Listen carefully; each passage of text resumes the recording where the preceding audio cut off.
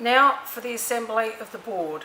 You've bent your frame, you've got your rivets in, so now it's a matter of assembly.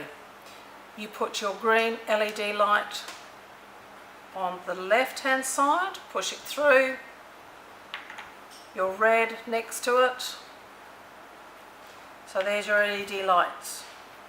Your switch goes in the big hole on the right hand side with the spring washer and nut, and then just do that up. And you can tighten it up in a minute. So that's that. You're then going to put your 390 resistor in on the far side. So that's where your 390 will go. And then your 270 is over this side.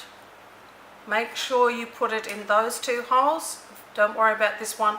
That is for your wire for your wand. Then you're going to put in your transistor. That goes there. 1, 2, 3 wires down each hole with the curved bit to the back.